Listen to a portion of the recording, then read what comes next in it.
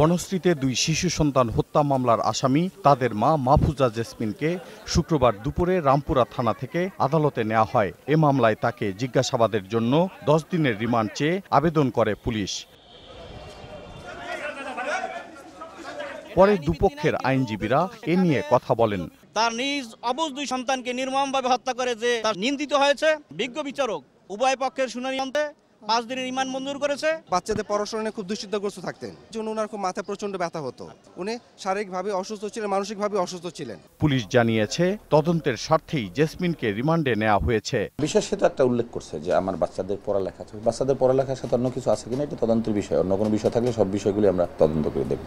ওদিকে চাঞ্চল্যকর এ হত্যাকাণ্ডে বোনের জড়িত থাকার কথা বিশ্বাস করতে পারছেন না দুই শিশুর খালা আফরোজা মিলা। ওদের সম্পর্কটা অনেক মধুর একটা সম্পর্ক ছিল।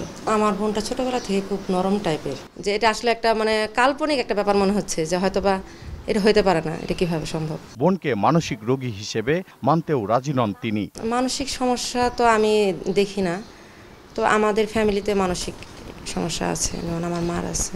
সোমবার সন্ধ্যায় বনশ্রীর এই বাসায় 12 বছর বয়সী নুসরাত আমান অরণি ও 6 বছর বয়সী আলভি আমানের অস্বাভাবিক মৃত্যু হয়।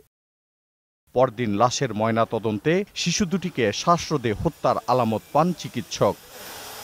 বুধবার দুই শিশুর মা জেসমিনকে জামালপুরে আটক করে র্যাব।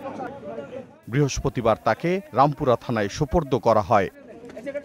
এদিনই নুসরাত ও আলভির বাবা আমানুল্লাহ জেসমিনকে আসামি করে হত্যা মামলা দায়ের করেন। দীপু সারওয়ার, 21 টেলিভিশন, ঢাকা।